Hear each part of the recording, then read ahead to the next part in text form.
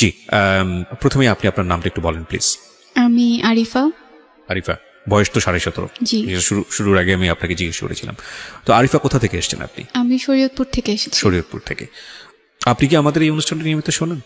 হ্যাঁ, আমি ক্লাস 8 থেকে এফএম শোনা স্টার্ট করি, আর আচ্ছা। জীবন গল্প একদম শুরু থেকেই শুনি। কোনো ধরনের চেঞ্জ এসছে মানে লাইফে? কখনো কোনো কিছু কি শোনার পরে কোনো কিছু কি ফলো করতেন, বা আপনি শুনেন হ্যাঁ। কেন, আসলে শুনতে কেন, মানে রেগুলার শুনেছেন কেন? আমার কাছে ভালো লাগে এই জন্য, হয়তো বা একটা ভুল যেটা অন্য কেউ করেছে সেটার পরবর্তীতে আমি করব না, বা মনোবল যে জিনিসটা মানুষ খুব সহজেই হেরে যায়, আমার কাছে মনে হয় না খুব সহজে হেরে যাওয়া উচিত। তো এটা আপনি এই অনুষ্ঠান শুনেই মূলত পেয়েছেন। জি। Thank you so much. আমরা শুরু করতে চাই, আর আমি পুরো গল্প বলতে গিয়ে কখনো কখনো তুমি বলে ফেলবো, because you are much younger than me. So can start একেবারে যেখান থেকে বলতে ইচ্ছে করে। আমার জন্ম হয়েছিল ঢাকাতে। মা বাবা আমি আর ভাইয়া একসাথেই থাকতাম। আমি ছোটবেলা থেকে জেনে এসেছি আমার দাদা বাড়ি নানা বাড়ি দুটোই শরীয়তপুরে। জি। বেসিক্যালি দাদা বাড়ি ছিল পুরান ঢাকাতে। তো দাদার সাথে বাবার সম্পর্ক খারাপ থাকার কারণে কখনোই দাদা বাড়িতে যেয়ে ওঠা হয়নি। মানে জীবনে কখনোই যাওয়া হয়নি না, সেখানে? কখনোই না।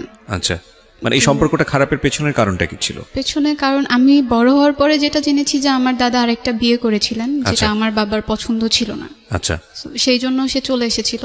আচ্ছা। আর আরেকটা রিজন হচ্ছে দাদার কাছ থেকে আমার চাচারা যারা ছিলেন তারা জোর করে সব সম্পত্তি লিখে নিয়েছেন। ওকে। এই জন্য বাবা ওখানে আর যায়নি। আচ্ছা, তো এরপরে জানি মানে যাইনি। হ্যাঁ। ওকে, ঠিক আছে, হ্যাঁ বলেন তারপর। বেড়ে ওঠা ভালোই চলছিল। আমি ছোটবেলা থেকে ছবি আঁকতে খুব পছন্দ করতাম। মানে আপনি কি প্রথম সন্তান নাকি? না, ভাইয়া প্রথম সন্তান। মানে আপনারা আমার এক ভাই ছোট। এক বোন? হ্যাঁ হ্যাঁ। ভাইয়া যখন স্কুলে বাবা কি যেত, করতো? আমার বাবা গাড়ি চালাতো।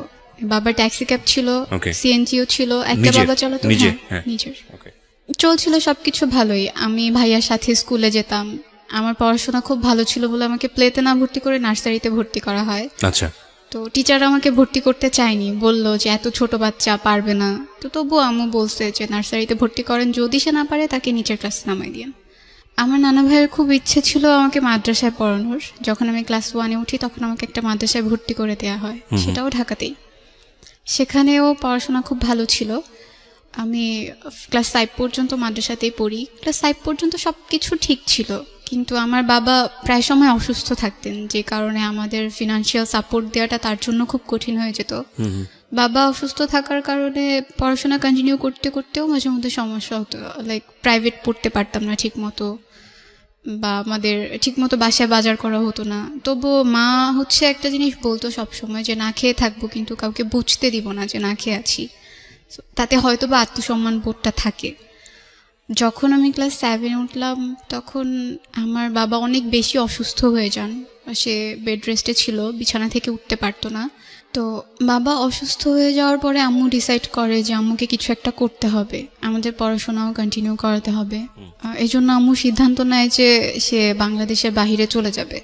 বাবার ইচ্ছে ছিল না, সে চায়নি যে আম্মু বাংলাদেশের বাইরে চলে যাক, ওখানে গিয়ে কিছু একটা করুক। আব্বুর ইচ্ছে ছিল সবসময় যে আমরা সবাই একসাথে থাকবো, যাই করি না কেন একসাথেই থাকবো।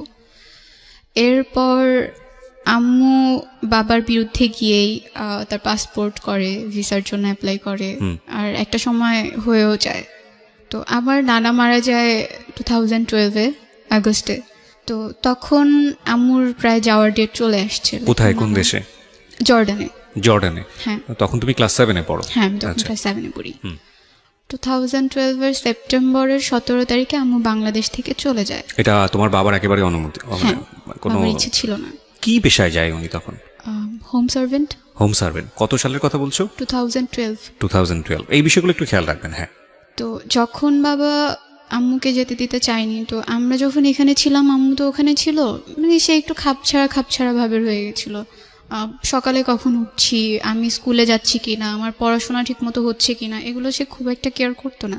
সে যতটুকু সময় দিতে পারতো, কখনো আমাকে এসে জিজ্ঞেস করতো না যে তুমি খেয়েছো কিনা, পড়ছো কিনা। দেখা যেত আমি সকালবেলা স্কুলে যাচ্ছি, তো আগে যেমন আমি স্কুলে যাওয়ার সময় আম্মু আমাকে খাইয়ে দিত, আমি হাত দিয়ে খেতে পারতাম না। এখন আমাকে কেউ খাইয়ে দেওয়ার মতো নাই, বা আমাকে যে বলবে তুমি খেয়ে নাও এটা বলার মতো কেউ নাই। মানে ওই সময়টাতে যখন তোমার মা জর্ডানে চলে গেল? হ্যাঁ। আবার যখন আমি স্কুল থেকে আসতাম, স্কুল থেকে এসে যেদিন খালামুনি না আসতে পারতো আমাকে রান্না করতে হতো। এমন হতো যে রাতে আর সকালে দুটা রান্না করে রাখছি আমি রাতেই। ক্লাস 7-এ পড়া অবস্থায়? হ্যাঁ, তখন থেকেই। আচ্ছা। আমাদের রান্না করতে হতো। ভাইয়া মাঝে মাঝে হেল্প করতো। তোমার ভাইয়া তখন কি করতো? ও তো তোমার চেয়ে বয়সে বড়। ভাইয়া বয়সে বড় হলেও আমরা একই ক্লাসে পড়তাম। কেন? ভাইয়া পড়াশোনায় খুব একটা ভালো ছিল না, যার জন্য ওকে নিচের ক্লাস নামায় দেওয়া হয়েছে। তোমার চেয়ে বয়সে কত বছরের বড় ছিল? 2 বছর। 2 বছর, ওকে। তো খারাপ লাগতো তখন, মনে হতো আম্মু থাকাটাই হয়তো বা অনেক বেশি ভালো ছিল, কারণ আম্মু থাকলে তো আমার কেয়ার করতো। বাবা কি তখনও বেড রেস্টে? না, তখন আবু টুকিটাকি কাজ করতে পারে, তবে খুব একটা না। আচ্ছা, মানে উনি শারীরিকভাবে অসুস্থ ছিলেন? হ্যাঁ, সব সময়ই নাকি সে অসুস্থ থাকতেন। ও, তার প্রেশার যে কোনো সময় ফল করতো, ওকে তার ডায়াবেটিস ছিল। ওকে। আমি একদিন আমার যখন পরীক্ষা চলে আসে, আমার টিচার বাসায় কমপ্লেন করে যে ও ঠিক মতো ক্লাসে পড়া দিতে পারছে না। তো আমার গার্ডিয়ান হিসেবে বাবাকে ডাকায়। বাবা যখন যায়, বাবাকে বলে যে সে আগে খুব ভালো ছিল স্টুডেন্ট, এখন সে নিয়মিত ক্লাসে পড়া দিতে পারছে না। তো তখন বাবা আর কি টিচারকে বলে ওর আম্মু তো এখন নাই, হয়তো বা সে থাকলে ওকে অন্যভাবে পড়াতো। তখন টিচার আমাকে একটু ভালোভাবে পড়ানো, মানে বোঝানোর চেষ্টা করে যে না, তুমি পড়ো, যেভাবে পারো পড়ো, ক্লাসের পড়াটা অন্তত ক্লাসে কভার করে ফেলো, যাতে তোমার পরীক্ষায় খারাপ রেজাল্ট না হয়। জি। আমার নানু এসে কয়েকদিন ছিল আমাদের সাথে, আমাদের টেক কেয়ার করেছে আম্মু যাওয়ার পর। আমার যখন পরীক্ষা চলে আসে, তখন তো আমার পক্ষে রান্না করা পসিবল ছিল না। তো আমার খালামুনিকে নিয়ে আসে গ্রাম থেকে। আমার ছোট খালামুনি তখনও বিয়ে হয়নি, সে আমাদের বাসায় এসে স্টে করে, সে পড়াশোনা করতো না। তো রান্না টান্না করতো, আমার সাথে স্কুলে যেত, আমাকে পরীক্ষা দিয়ে আবার নিয়ে আসতো। কোচিংয়ে যেতাম, তখনও সে আমাকে দিয়ে আসতো। আমাদের তখন একটা রুমের বাসা ছিল আম্মু চলে যাওয়ার পরে। মানে তোমরা সবাই মিলে একটা রুমেই থাকতা? হ্যাঁ, একটা রুমের বাসা ছিল তখন। যেহেতু আম্মু চলে গেছে, এখন 2 রুমের দরকার হয় না। ওকে। যখন খালামুনি আসছে, তখন আমার খুব আনইজি ফিল হতো, একটা বেড কিভাবে শেয়ার করবো আমরা সবাই। তো আমি আর খালামুনি নিচে ঘুমাতাম, ভাই আর আব্বু উপরে থাকতো। তো আমার পরীক্ষা শেষ হওয়ার পরে বাবাই ডিসাইড করে যে এভাবে তো আসলে হচ্ছে না, ওদের পড়াশোনায়ও ক্ষতি হচ্ছে। তো আম্মু, বাবা, নানু সবাই মিলে সিদ্ধান্ত নেয় যে আমরা নানু বাড়িতে চলে যাব, ওখানেই থাকবো, ওখানেই পড়বো। তখন তোমরা ঢাকাতে? হ্যাঁ, তখন আমরা ঢাকাতে। 2013-এ আমি ভাইয়া দুজনে গ্রামে চলে যাই নানু বাসায়। তো সেখানে স্কুলে ভর্তি হই। যাওয়ার পরেই না, নানুর বাড়ি কোথায় ছিল? নানু বাড়িটা শরীয়তপুরে ছিল। শরীয়তপুরে, ওকে।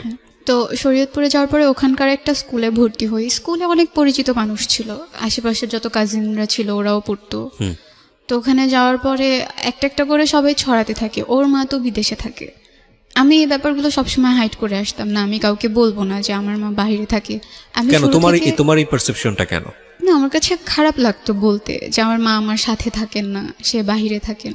আমার কাছে খারাপ। মানে তোমার মা বিদেশে থাকেন, এই বিদেশে থাকা ব্যাপারটা খারাপ লাগতো, নাকি তোমার মা তোমার সঙ্গে থাকে না এটা খারাপ লাগতো? আমার সাথে থাকে না, এটাই আমার কাছে বেশি খারাপ লাগতো। আর বিদেশে যে থাকে না, এটা বলতে খারাপ লাগতো, কারণ বললে ভাববে কি যে ও কি যেন হয়েছে, এই জন্য মেবি বিদেশে থাকে। এটা তুমি জানলে কিভাবে? মানে এটা তুমি, তোমার তো বয়স অনেক অল্প, ক্লাস 7-এ পড়ো। আমি যখন নানু বাড়িতে গেলাম, তো যাওয়ার পরে বলতো আশেপাশের মানুষ, হ্যাঁ ওর মা বিদেশে থাকে, এই মেয়ে তো মানুষ হবে না, এই ছেলে তো মানুষ হবে না। তো আমার মনে হতো আমি যদি আমার কোনো ফ্রেন্ডের কাছে গিয়েও এই ব্যাপারটা শেয়ার করি, সবাই হয়তো এটাই বলবে, না ও তো একটু অন্যরকম, ওর মা তো থাকে না কাছে, ওকে কে কিভাবে কিছু শিখাবে। ওকে, তো তার মানে তুমি সারাউন্ডিং থেকে মোটামুটি বুঝতে পারছো যে তোমাদের এই বিষয়টাকে পরিবেশ ভালোভাবে দেখছে না। আচ্ছা, তো তারপর থেকেই তোমার কাছে বিষয়টা আনইজি লাগতো। হ্যাঁ, তোমার মা কি টাকা পয়সা পাঠাতো তখন? হ্যাঁ, পাঠাতো, প্রতি মাসে টাকা পয়সা। পয়সা? আমার স্যালারি তখন খুবই কম ছিল, জাস্ট কোনো রকম চলে যেত আমাদের। আচ্ছা, ঠিক আছে, হ্যাঁ বলো। তারপর আমরা যে নানু বাড়িতে থাকছি, এই ব্যাপারগুলো আমার মামা মামি এরা সবাই একটু অপছন্দ করতো। তারা চাইতো না আমরা এখানে থাকি, বারবার বলতো ঢাকাতে থাকলে কি সমস্যা হতো, এখানে কেন থাকছে। যেটা হতো যে নানু 1 মাসের জন্য ঢাকায় চলে আসছিল, তখন বাসায় আমি, ছোট খালামুনি, আব্বু, ভাইয়া 4 জন ছিলাম। একদিন যখন আমি আসলাম স্কুল থেকে, তখন এসে আমি দেখলাম যে আমার বাবা আর আমার খালামুনি আমাকে দেখে দুজন আলাদা হয়ে যায়। তো ব্যাপারটা দেখে আমার কাছে খুব আনইজি ফিল হয় যে কেন তারা এইভাবে কেন থাকবে। এই ব্যাপারগুলো আমি সহ আমার ভাইয়াও বেশ কয়েকবার নোটিস করে। তো ওর কাছে মেবি বিষয়গুলো খারাপ লাগছে। কোন ক্লাসে পড়ো তখন তুমি? আমি তখন ক্লাস 8-এ পড়ি, 2013-এ।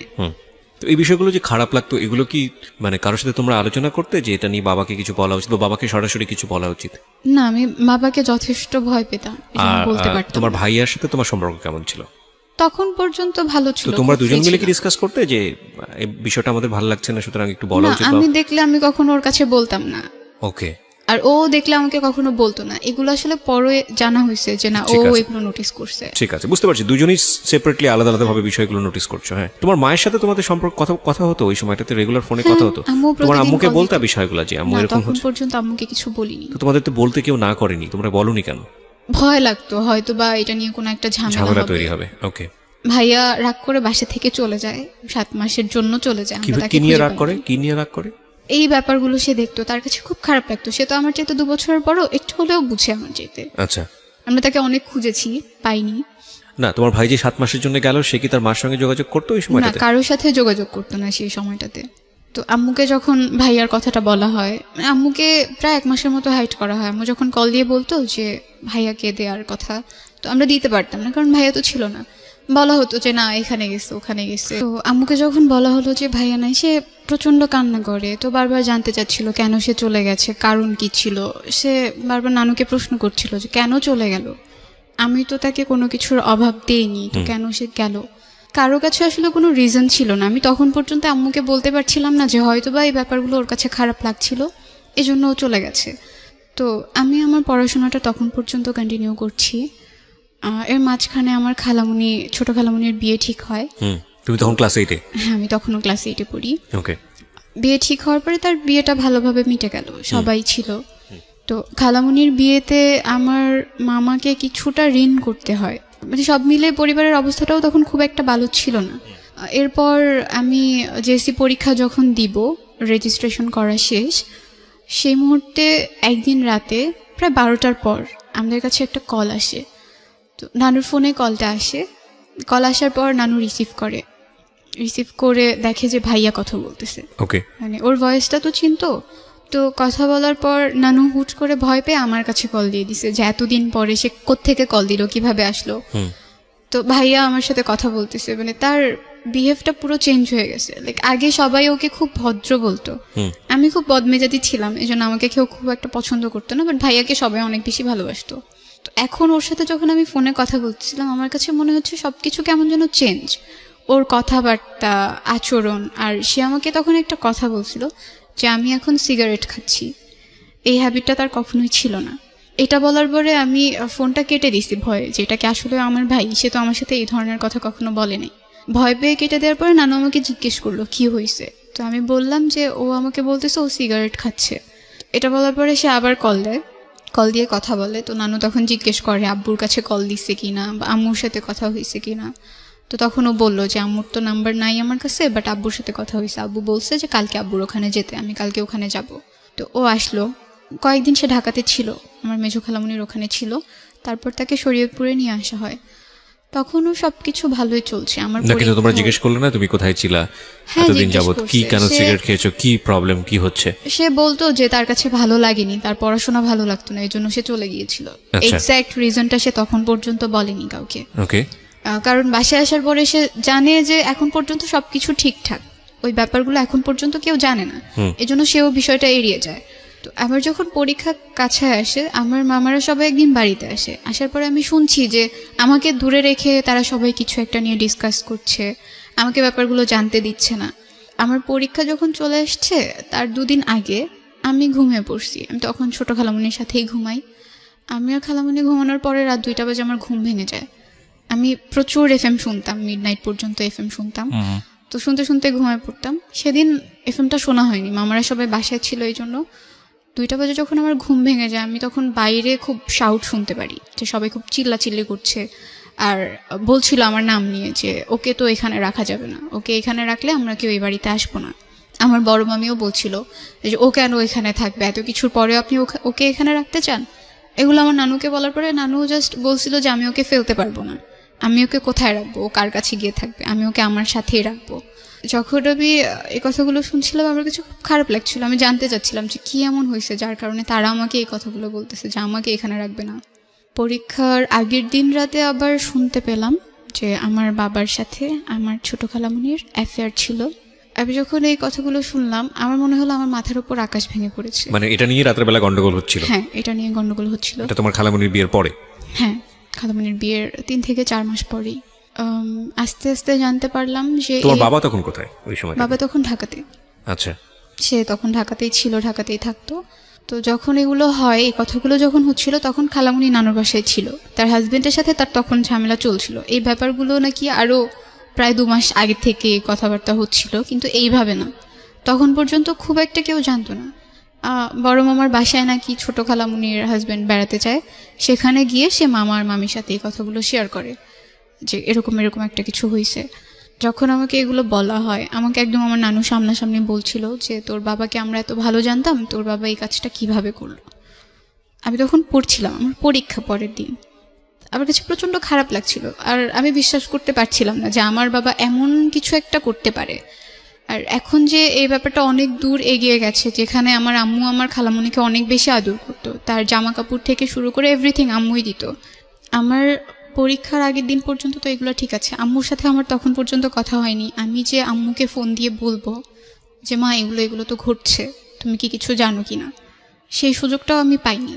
পরের দিন আমার পরীক্ষা, আমার প্রথম পরীক্ষার দিন। বাবা মার কাছে তো সবাই দোয়া চায়, যদি দূরে থাকে তাও দোয়া চায়। আম্মুর সাথে কথা বলতে পারিনি, কিন্তু আব্বুকে আমি কল দিলাম। কল দেওয়ার পরে আমার বাবার প্রথম প্রশ্ন ছিল, তুমি কার সাথে থাকতে চাও, তোমার আম্মুর সাথে নাকি আমার সাথে?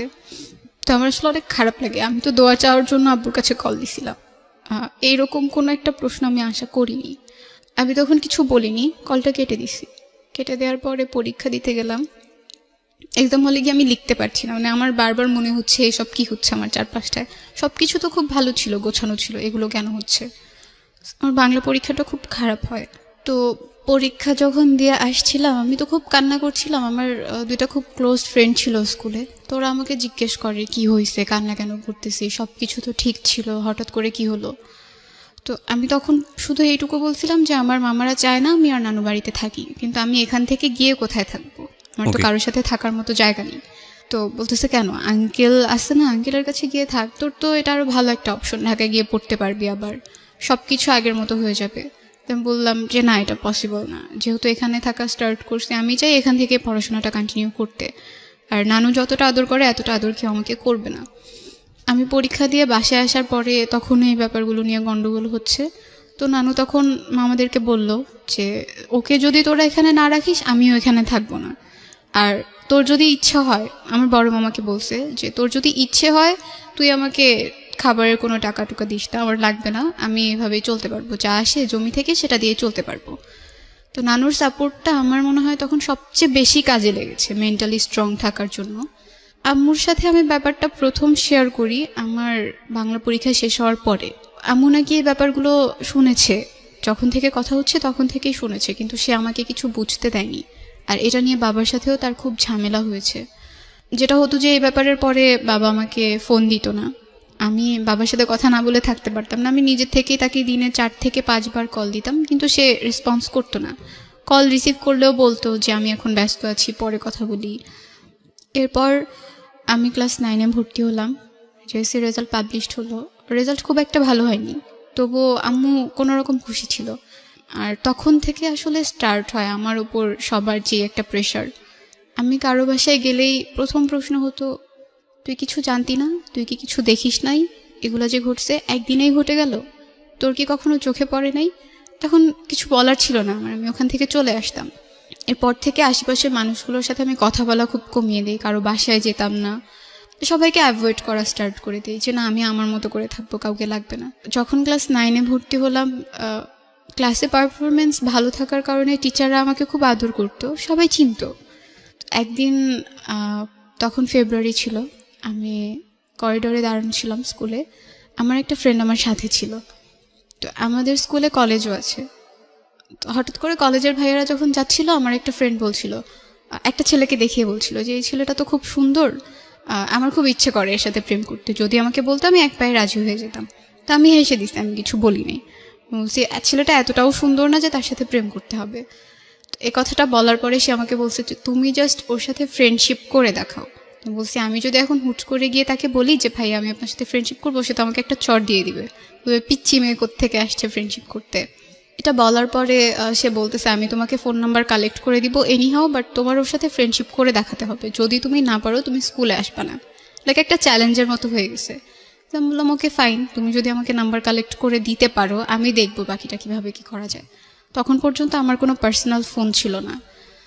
তো প্রায় 1 মাস পরে সে আমাকে একদিন মেসেজে একটা নাম্বার দিল, আর তার নামটা আমি এখানে বলতে চাচ্ছি না। তো নামটাও সাথে লিখে দিছিল যে এটা ওর নাম্বার।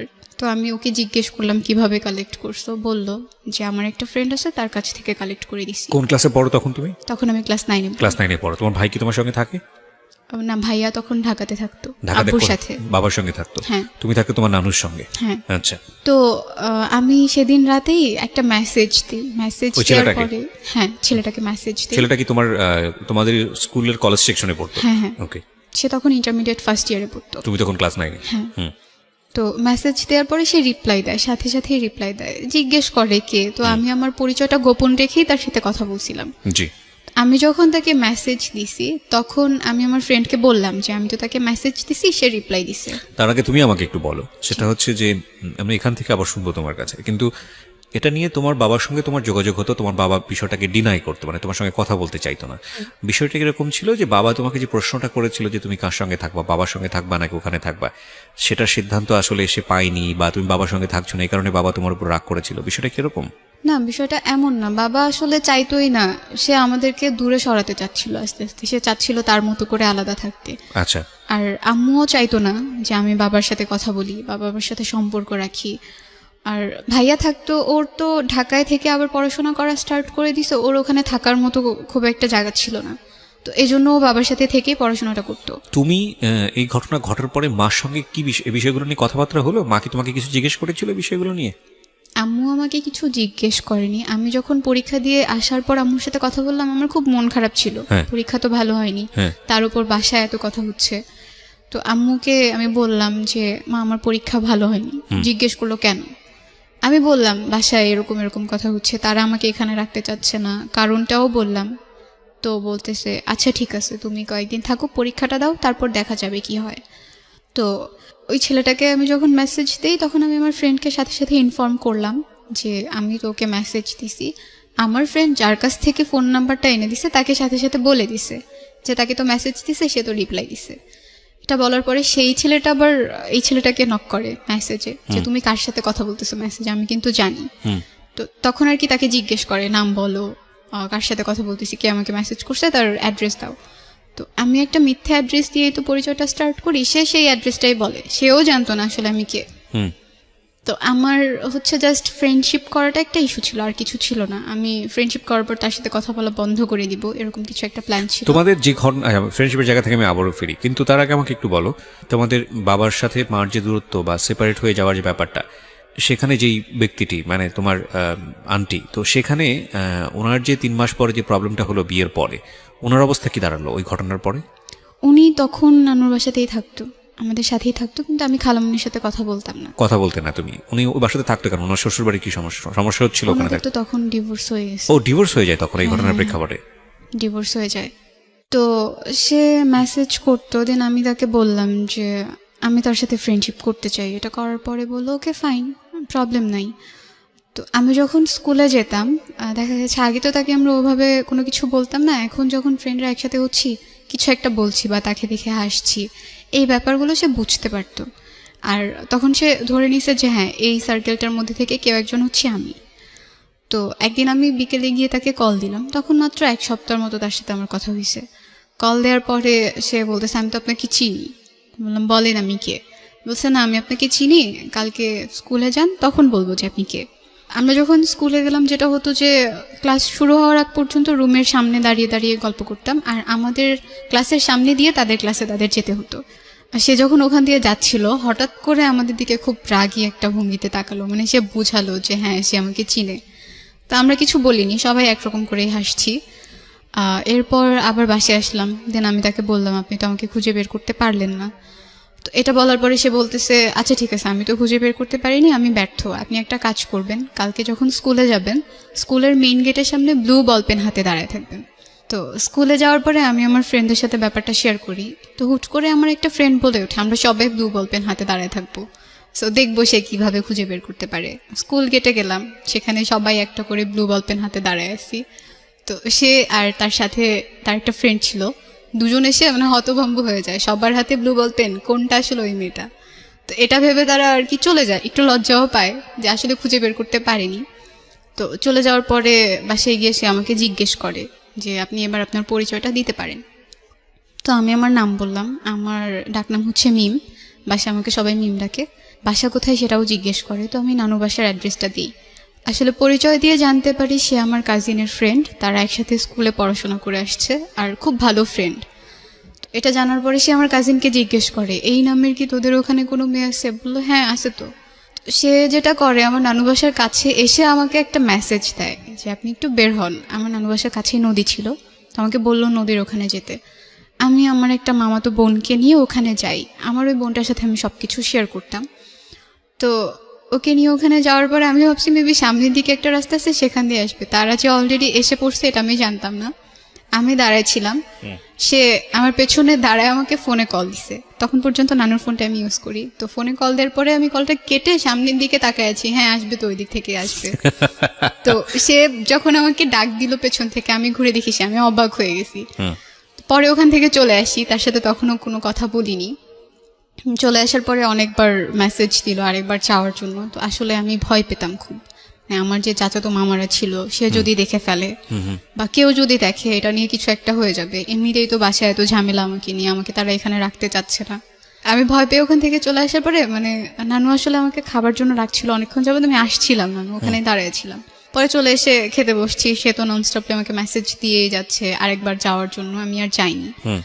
তো সেদিন রাতে কথা হলো, আমি অনেক রাত পর্যন্ত এফএম শুনতাম, সেদিনও শুনছিলাম। সে তখন থেকে আর কি খুব কেয়ার করা স্টার্ট করলো, লাইক এত রাত পর্যন্ত এফএম শোনা ভালো না, ঘুমিয়ে পড়েন, পরদিন আপনাকে ক্লাসে যেতে হবে, গিয়ে ক্লাসের মধ্যে ঘুমাবেন, টিচার তো বকা দিবে। এরপর 2 মাসের মতো ভালোই চলছিল। হঠাৎ করে সে যেটা করা স্টার্ট করে, আমি যদি তাকে মেসেজ না দিই বা আমি যদি তার সাথে কথা না বলি, কোনো অকেশনে যদি আমি তাকে উইশ না করি, সে খুব রেগে যায়।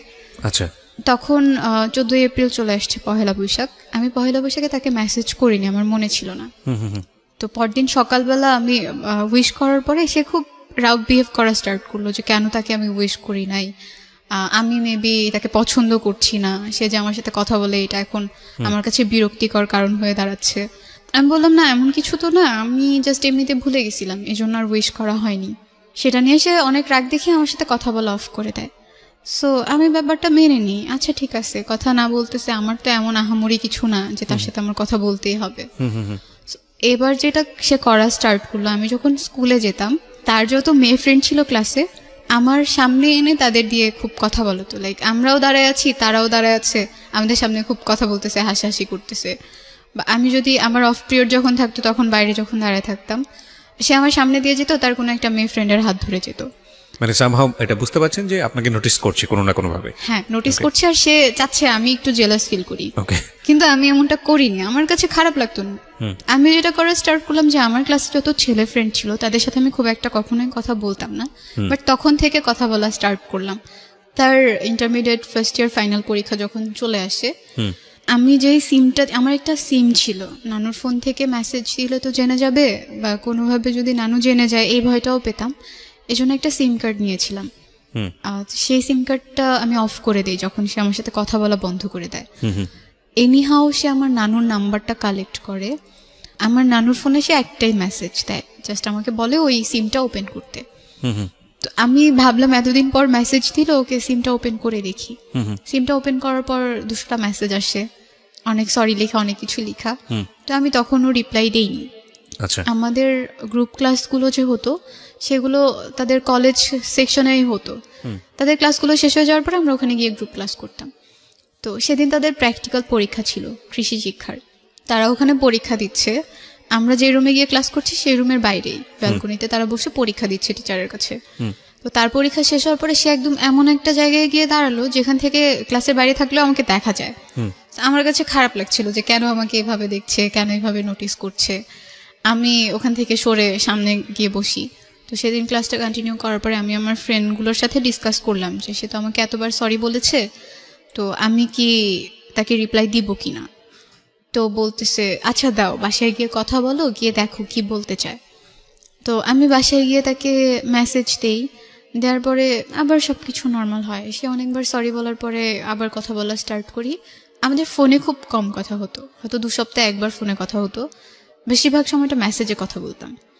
2-3 দিন যাওয়ার পরে আমি একদিন বলি যে আমার প্রচন্ড মাথা ব্যথা করতেছে, এখন মেসেজ করতে পারবো না, আমার খারাপ লাগতেছে। সে তখন আমাকে একটা মেসেজ পাঠায় যে বাসা তো খুব কাছে, আমি কি আসবো, দেখে যাবো? বলছি না, আপনার আসার দরকার নেই, আপনি কেন আসবেন?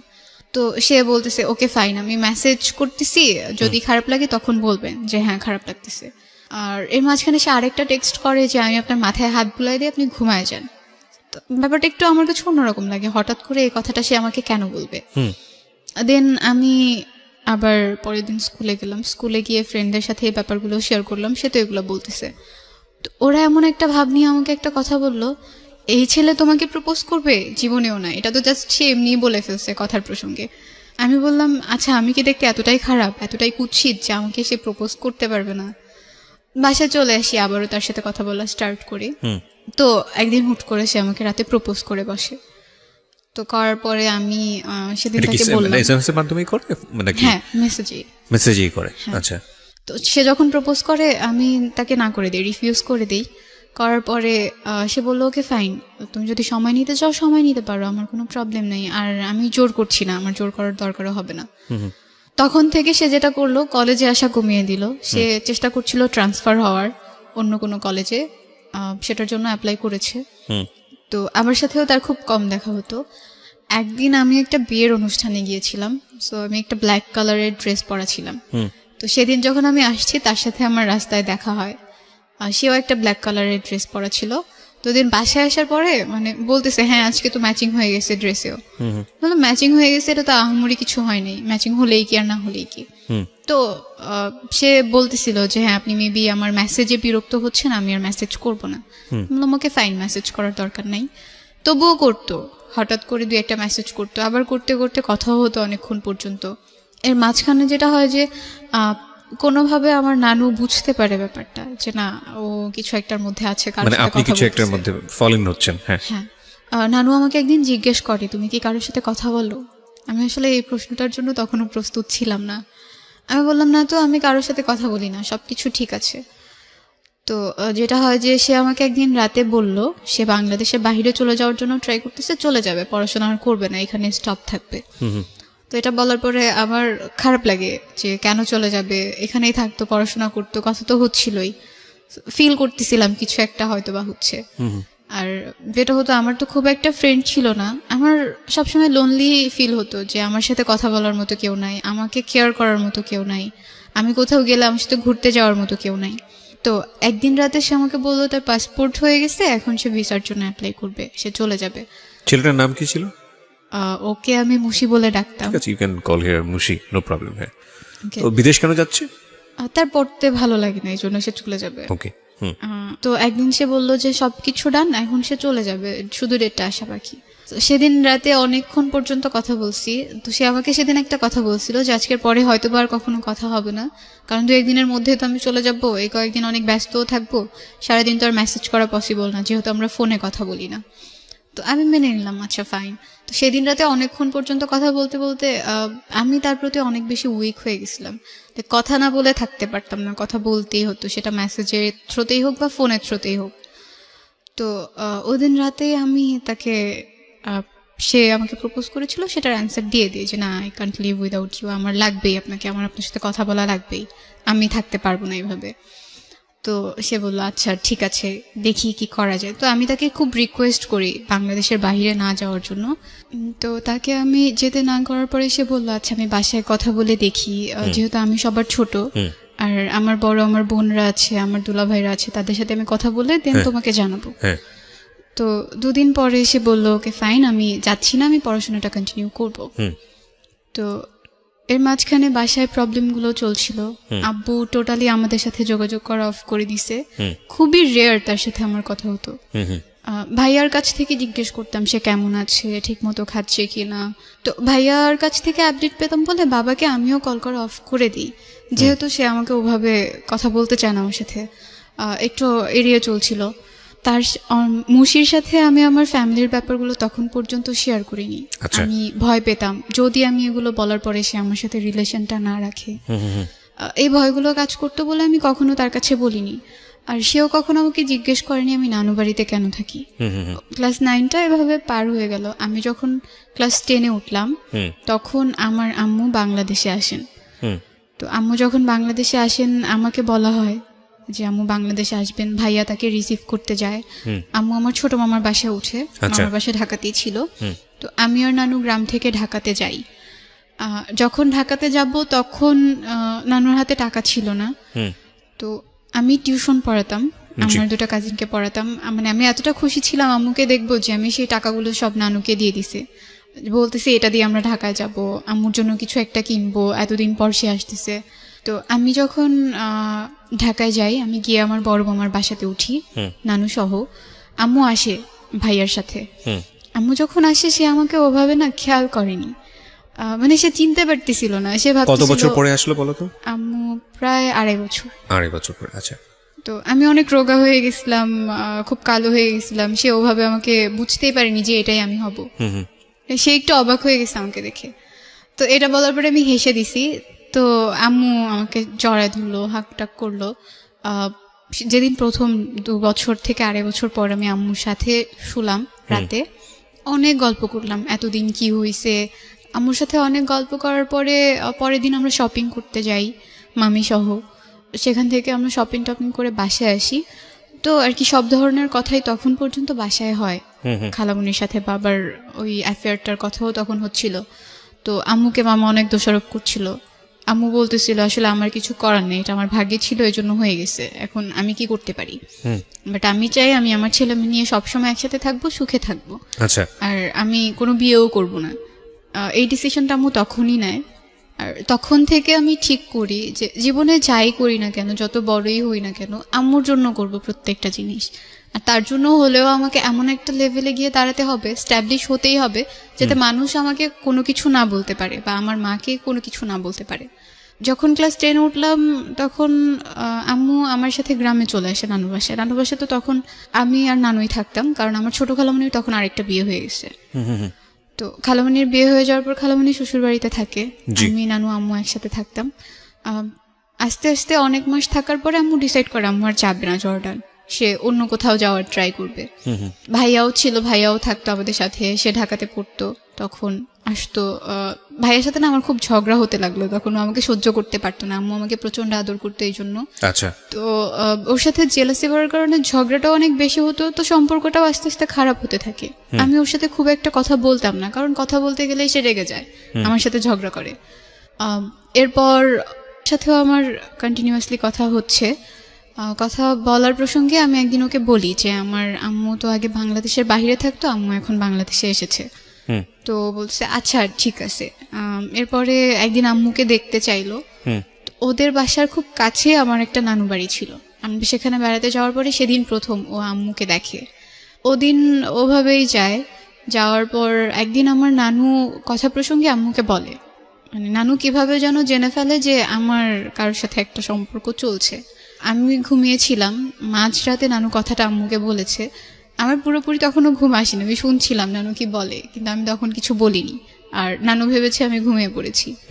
ও তো নানু যখন কথাগুলো বলতেছে আম্মু বলতেছে যে আপনি কিভাবে জানেন, আপনি কি দেখছেন নাকি, আপনি তো মানুষের কাছ থেকে শুনছেন।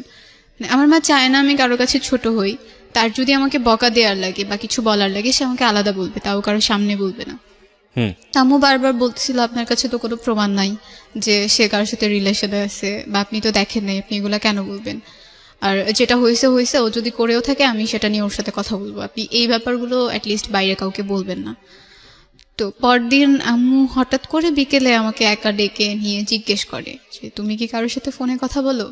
তো আমি আসলে দ্বিধায় পড়ে গেছিলাম, আমি আম্মুকে বলবো কি বলবো না, বা আদতেও বলা উচিত হবে কিনা। তখন আমার মাথার মধ্যে কাজ করলো এখন তো সবকিছু বলতেই আম্মু, তার সাথে আমার ফ্রেন্ডলি হওয়া উচিত, ফ্র্যাঙ্কলি তাকে সবকিছু বলা উচিত। আমি তখন আম্মুকে বললাম যে হ্যাঁ মা এটা সত্যি। তো আমাকে তখন নাম জিজ্ঞেস করলো, নাম বললাম, বাসা কোথায় সেটা জিজ্ঞেস করলো, ওইটাও বললাম, কি করে তা জিজ্ঞেস করলো, সেটাও বললাম।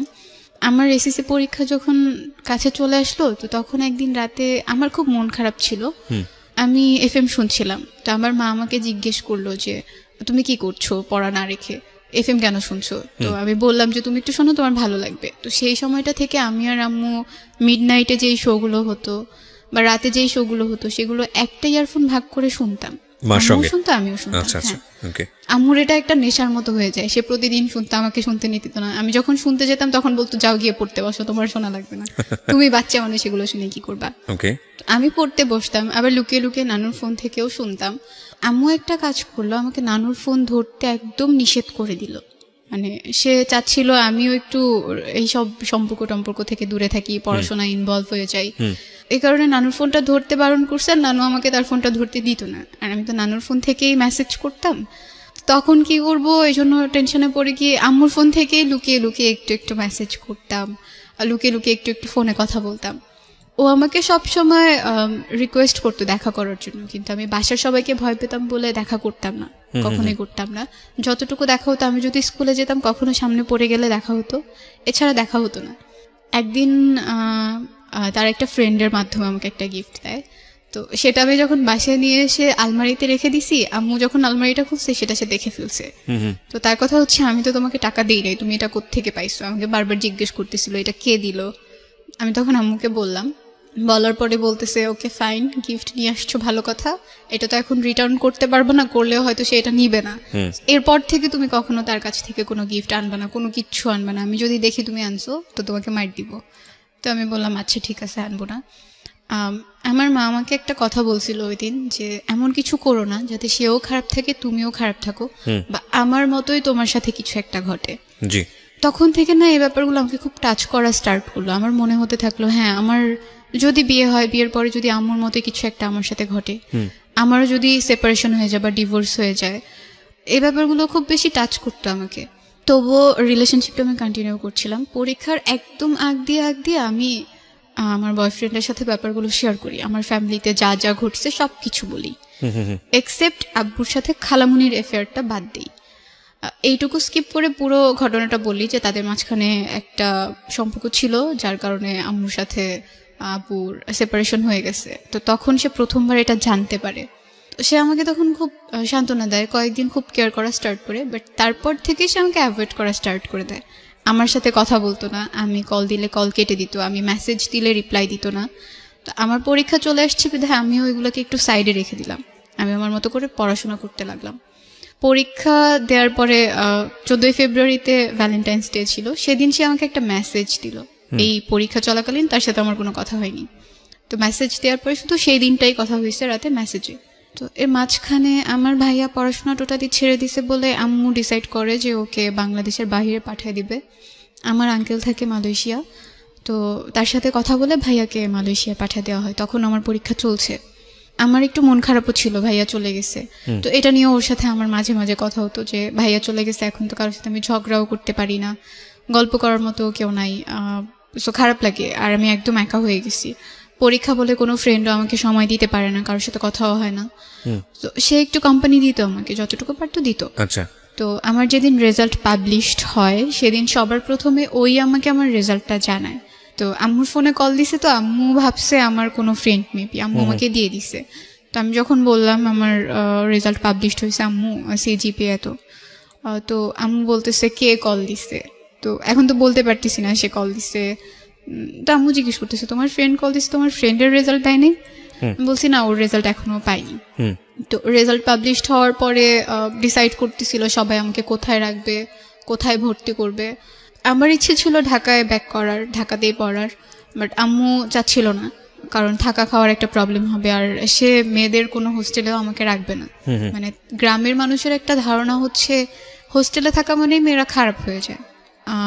শরীয়তপুরে একটা মহিলা কলেজ আছে, সেখানে আমাকে ভর্তি করা হয় আমার একদম অনিচ্ছার বাইরে, আম্মু সবকিছু করে।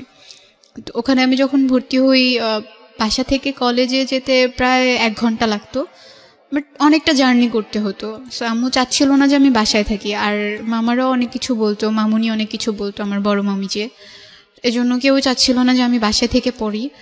আমাদের কলেজের একটা হোস্টেল আছে, তো আম্মু আমাদের যে হোস্টেল সুপার ছিল তার সাথে কথা বলে আমাকে ওখানে ভর্তি করে দেয়।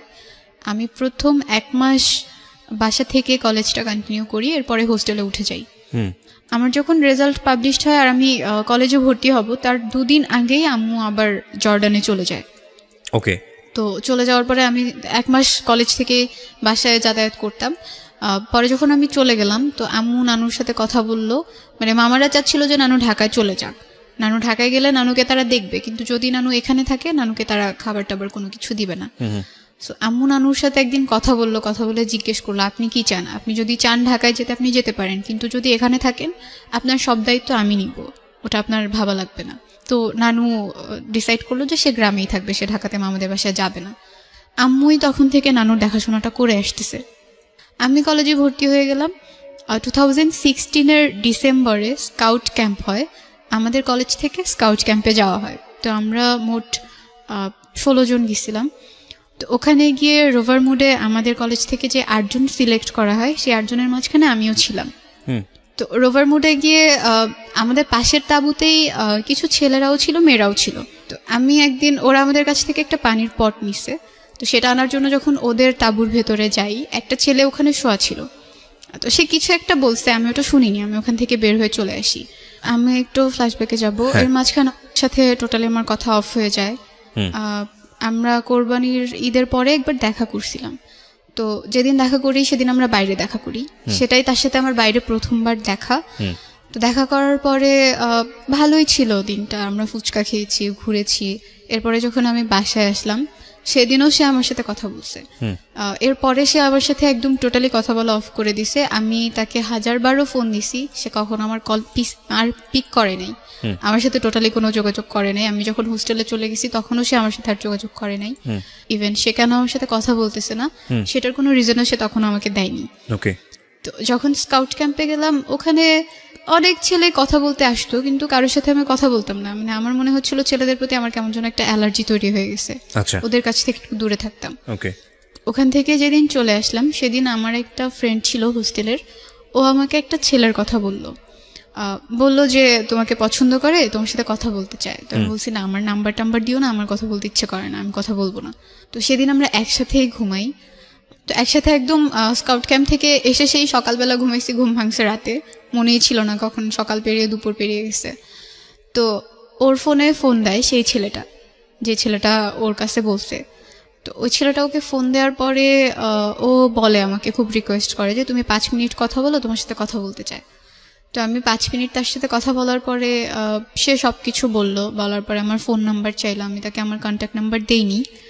তো আমি তাকে একটু অ্যাভয়েড করে থাকলাম, আমার ফ্রেন্ডের রুমে আমি কম যেতাম, কারণ আমার মনে হতো আমি যদি ওর রুমে যাই ও হয়তো আমাকে বলবে ওই ছেলেটার সাথে কথা বলতে। সো তারপরের দিন আবার এরকম কথা বললো।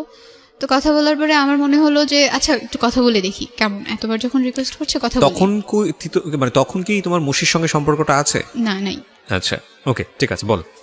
তো ওর সাথে কথা বললাম, 2-3 দিন কথা বললাম। এরপরে আমাদের হোস্টেলটা ছুটি দিয়ে দিছে, ফার্স্ট ইয়ার ফাইনাল এক্সাম শেষ, এজন্য ছুটি দিছে। তো আমরা সবাই বাসায় যাব হোস্টেল থেকে।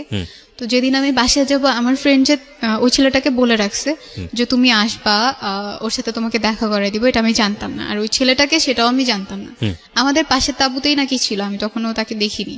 পরে আমরা যখন বাসায় যাব তখন আমার ফ্রেন্ড ওকে ফোন দিয়ে আসতে বলে, ওর সাথে ওর 2টা ফ্রেন্ডও আসে। সেদিন আমি ওকে প্রথম দেখি, মানে আমার মনে হয়নি যে স্কাউট ক্যাম্পে যে 5 দিন ছিলাম এই 5 দিন আমি তাকে একবারও দেখেছি। আমার একবারের জন্য মনে হয়নি, কেমন যেন অপরিচিত অপরিচিত মনে হচ্ছিল। তো আমরা তখন ডিসাইড করলাম বাসায় যাওয়ার আগে আমরা ঘুরতে যাব। তো শরীয়তপুরে একটা পার্ক আছে নড়িয়াতে, সেই পার্কে গেলাম, সবাই ঘুরলাম, অনেক ছবি টবি তুললাম। তো সেখান থেকে বাসায় চলে আসলাম, বাসায় এসে আমার ফোন থেকে কথা বললাম। তো কথা বলার পরে সে তো অনেক আগেই প্রপোজ করে ফেলেছিল, বাট আমি তখন তাকে কিছু বলিনি। আমার ইচ্ছে ছিল এমনিতে কয়েকদিন কথা বলবো, এরপরে কথা বলা অফ করে দিব, আমার কোনো রিলেশনশিপে যাওয়ার ইচ্ছে ছিল না। তো হোস্টেল থেকে আবার যখন ব্যাক করলাম, আমি তখন শুধু একটা এয়ারটেল সিম কার্ড ইউজ করতাম, তার ছিল জিপি। তো কল রেট বেশি জিপিতে, সো সে আমাকে বললো একটা জিপি সিম কিনে নিতে। আমি আমার খালামুনিকে দিয়ে একটা জিপি সিম রেজিস্ট্রেশন করে কিনে নিলাম। তো আবার যখন হোস্টেলে ব্যাক করলাম তখন জিপি সিম থেকে কথা হতো। একদিন রাতে আমি তাকে সবকিছু শেয়ার করব ভাবলাম, কারণ আমার মনে হচ্ছিল মুশির সাথে আমার ব্রেকআপটা হয়তো আমার ফ্যামিলি পারসেপশনের কারণেই হয়েছে।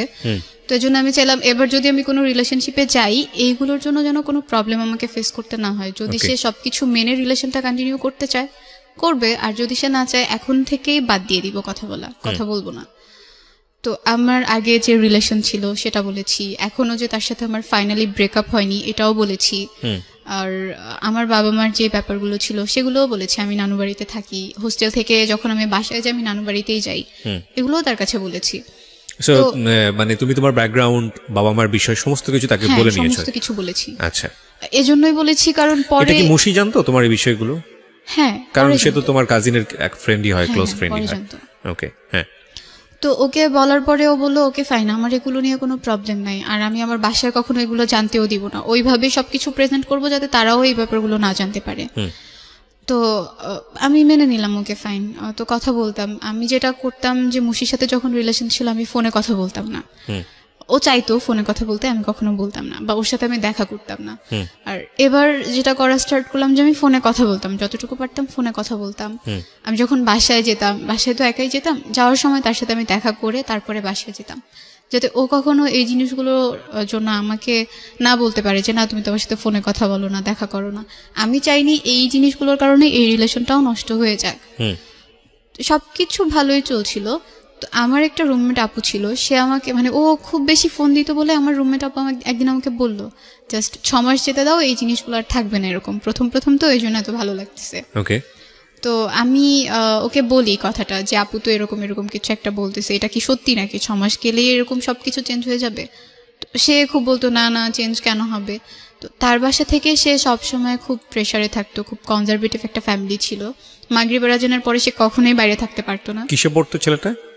ডিপ্লোমায় পড়তো, ডিপ্লোমায় ফার্স্ট পড়তো। ইয়ারে পড়তো তখন। ওকে, তোমাদের দুজনের দেখা সাক্ষাৎ হয়েছে, কথোপকথন হয়েছে। হ্যাঁ। তুমি কি তোমার পাস্টটা বলেছো যে তোমার লাইফে আরেকজন ছেলে ছিল? হ্যাঁ, বলেছি। ওটা বলেছো। তার লাইফের পাস্টটা তুমি জানতে?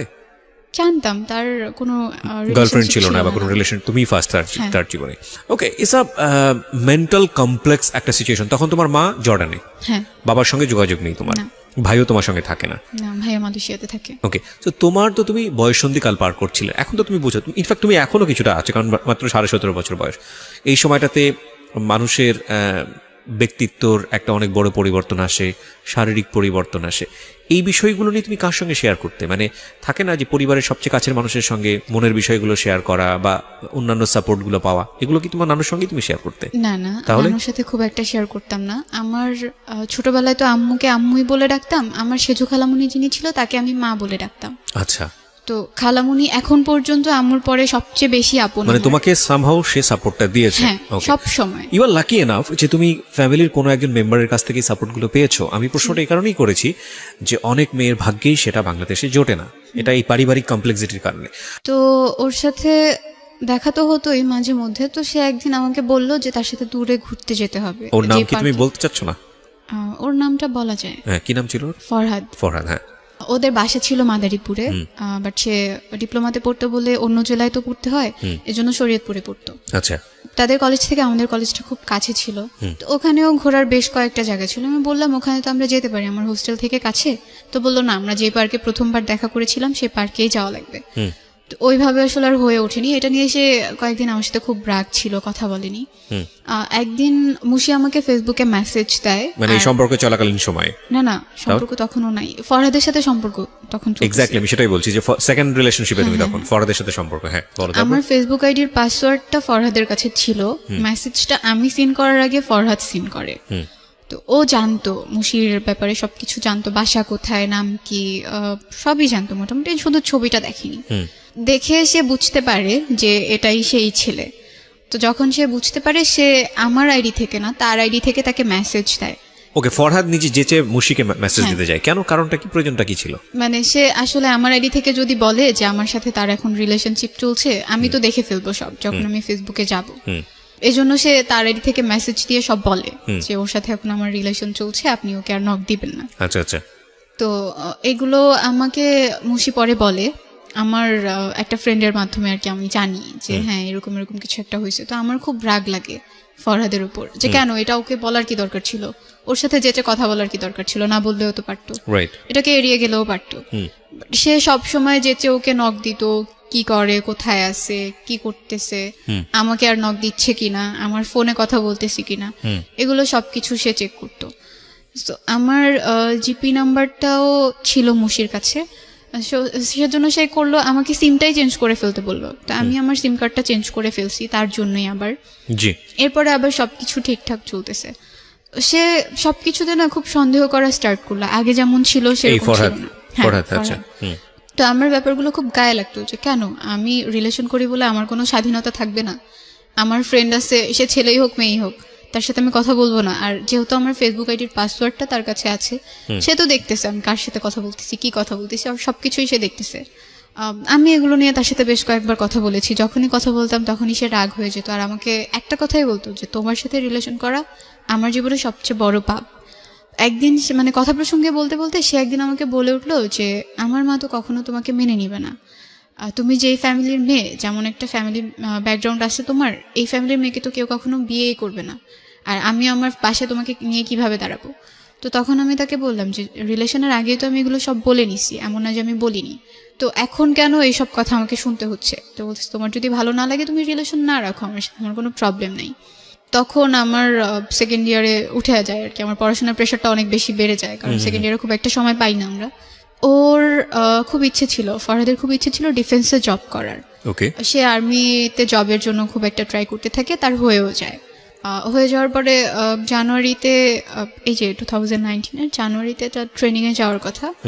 তো তখন সে আমাকে বলে যে ট্রেনিংয়ে যাওয়ার আগে সে বিয়ে করে রাখবে। তো আমি বলতেছি এটা কেমন কথা, আমার এখনো 18 বছর হয় নাই, আর আপনিও ম্যাচিউরড না, স্ট্যাবলিশও না, সো বিয়ের প্রসঙ্গ এখানে আসে না। আর সেকেন্ডলি আমি আমার বাসায় না বলে বিয়ে করব না, আচ্ছা। যেহেতু আমার মা আমার কাছে অনেক কিছু, সে আমার জন্য এতটা করছে, আমাকে সে পড়াচ্ছে, ফিনান্সিয়াল সাপোর্টটা দিচ্ছে, আমি যখন যা চাচ্ছি তাই পাচ্ছি, তাকে না বলে আমি এমন কোনো কিছু করতে পারবো না। সে বললো যে না আমরা পরে বলবো, সমস্যা হবে না, বাট এখন বিয়েটা করে রাখবো। আচ্ছা। তো আমি একদমই মত দিইনি এটাতে। এরপর এই ব্যাপারগুলো নিয়ে না প্রতিদিন আমাদের মাঝখানে ঝগড়া হতো, লাইক সে বলতেই থাকতো দিনে বেশ কয়েকবার যে না এটা করতেই হবে, না করলে রিলেশন রাখবো না। তো এক পর্যায়ে আমি রেগে গিয়ে বলে দিতাম ওকে ফাইন, রিলেশন রাখা লাগবে না, বাট আমি বিয়ে করবো না। তো তখন আম্মুও জানে যে মুশির সাথে আমার কোনো রিলেশন নাই, আর এখানে এই রিলেশনটার ব্যাপারে আম্মু তখনও জানে না, আমি চাইনি সে জানুক আবার। এরপরে সে একদিন আমাকে অফার করে আমি যদি তাকে বিয়ে না করি তার সাথে আমার ফিজিক্যাল রিলেশনে যেতে হবে। এটা অফার করে? হ্যাঁ। আমার মানে খুব খারাপ লাগছিল যে কেন বিয়ে না করলেই কি এটা করতে হবে, এমন তো কোনো কথা নেই। তো সে আমাকে বলল যে তুমি তো তোমার আগের রিলেশন যার সাথে ছিল তার সাথে অনেক কিছু করে বেড়েছো, আমি তো সবই জানি। তো এই কথাটা যখন সে আমাকে বলছে তখন আমি তাকে জিজ্ঞেস করলাম কিভাবে জানেন, কি করে বেড়াইছি, কি প্রুফ আছে আপনার কাছে, সেগুলো আমাকে দেখাতে হবে। তো বলতেছে না আমি কেন দেখাবো, আমি শুধু জানি যে হ্যাঁ অনেক কিছু হয়েছে, আর সেই তো আমাকে সবকিছু বলছে। তো ব্যাপারটা আমার খুব ইগোতে লাগে যে কেন আমাকে এভাবে সে বলবে। তো আমি তখন মুশির সাথে কথা বলি এই ব্যাপারটা নিয়ে, আর ওকে তখন আমি প্রথমবার বলি এই রিলেশনটার ব্যাপারে, এর আগে আমি নিজে কখনো ওকে গিয়ে বলিনি। তো অনেকদিন পরে এইসব ব্যাপার নিয়ে কথা বলাতে ও খুব একটা ইন্টারেস্ট দেখাচ্ছিল না এই ব্যাপারগুলো নিয়ে কথা বলাতে, যেহেতু তার সাথে আমার অনেকদিন পর কথা হচ্ছে। তো ওকে জিজ্ঞেস করার পরে ও জাস্ট বললো যে না তার সাথে আমার কথা হয়নি, একদিন জাস্ট আমাকে বলছে তোমার সাথে তার রিলেশন চলতেছে, এইটুকুই। এরপরে আমি তাকে ব্লক করে দিছি, এছাড়া তার সাথে আমার কোনো কথাই হয়নি। তো পরে বুঝতে পারলাম যে ফরহাদ এগুলো বানিয়ে বানিয়ে বলছে। আচ্ছা। এরপর আমি যখন ঢাকায় বেড়াতে আসি, ফরহাদও আসে ঢাকায় বেড়াতে, আসার পর 1 ঘন্টা সে আমাকে এই জিনিসটার জন্য ফোর্স করতে থাকে না তোমাকে এটা করতেই হবে যদি তুমি বিয়ে না করো। তো এর মাঝখানে আমার ইন্টারমিডিয়েট পরীক্ষাও চলে আসে, পরীক্ষাটা আমি দেই, আল্লাহর রহমতে পরীক্ষাটা আমার ভালো হয়েছে। তো পরীক্ষা ভালো হওয়ার পরে আমি অ্যাডমিশন টেস্টের জন্য ঢাকায় আসি।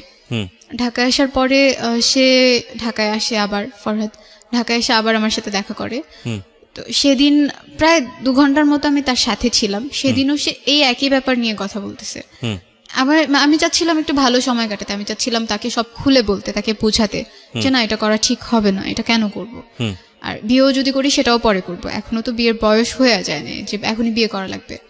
এটা বলার পরে সে খুব রাগ করে আমার সাথে, আর আমার সামনে তার ফোনের যে সিম কার্ডটা ছিল সেই সিম কার্ডটা ভেঙে ফেলার পর আমাকে বলে আজকের পর থেকে আমি তোমার সাথে কখনো কথা বলবো না। বললাম ওকে ফাইন, কথা বলা লাগবে না। তার আরও একটা সিম কার্ড ছিল, সেটা দিয়ে আবার আমাকে নক দেয়, আবার অনেক বুঝায়, কিন্তু আমি এই জিনিসগুলো বারবার অ্যাভয়েড করছিলাম। তো আমি তাকে বললাম যে সামনে তো আমার অ্যাডমিশন টেস্ট, এগুলো নিয়ে আমি কোনো প্রেশারের মধ্যে থাকতে চাই না।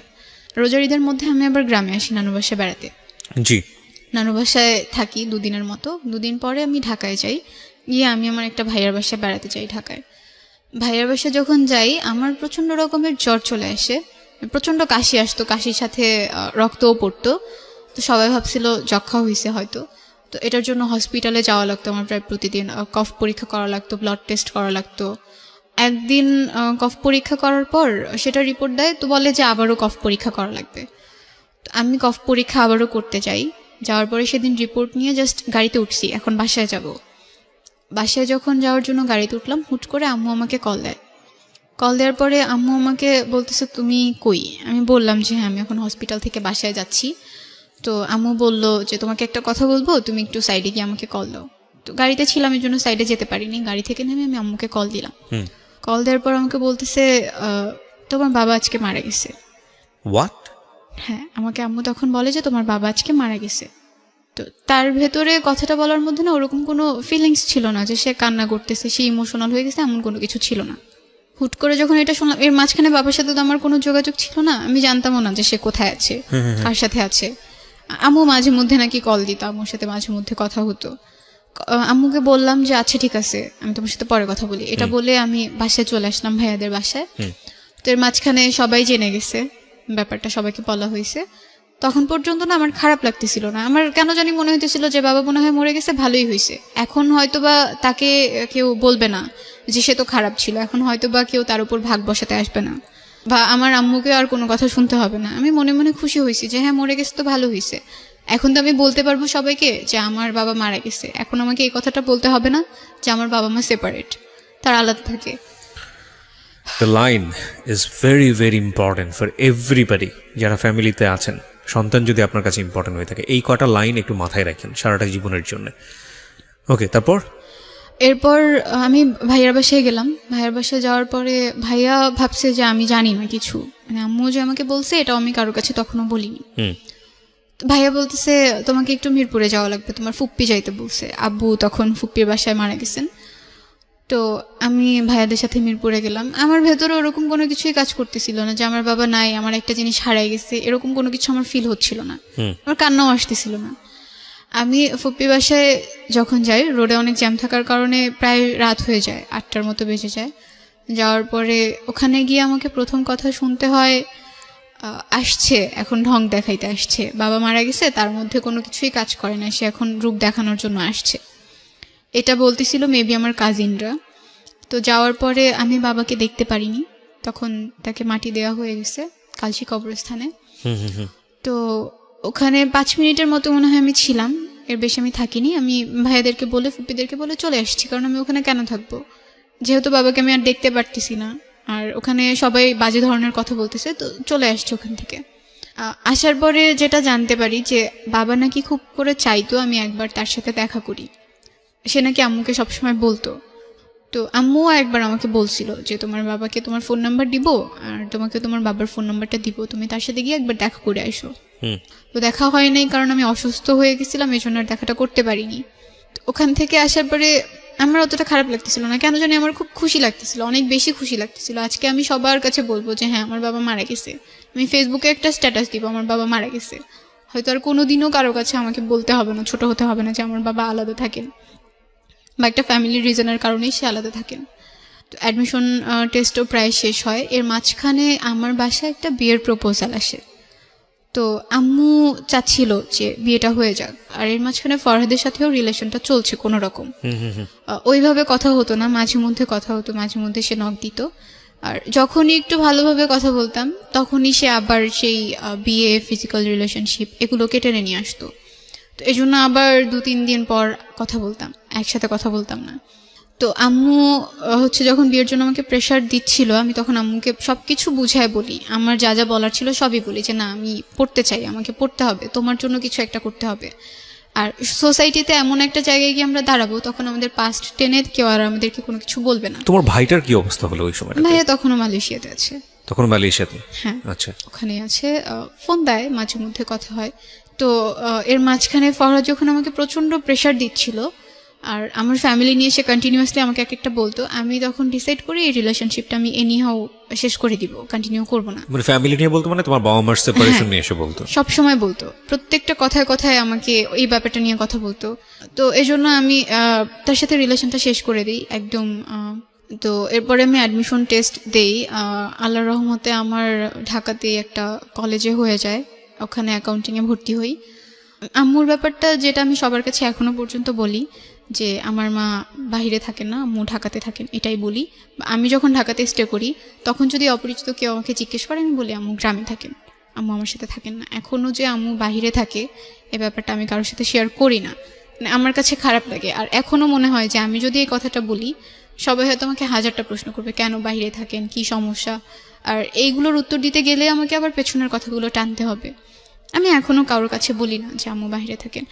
আল্লাহর রহমতে সবকিছু ভালো ফাইন, চলছে। আমি জানি যে তোমার গল্পটা এখানে শেষ হয়ে যাবে, বিকজ তুমি এই জায়গাটাতে আছো। আমরা ইভেন টেনের গল্পটাকে বড়ও করতে চাই না। যে লজ্জাটা তুমি তোমার মাকে নিয়ে পাচ্ছ, যদি প্রশ্নটা খুব রাফলি করি, কেন পাও? আমি মানুষের কথাকে ভয় পাই।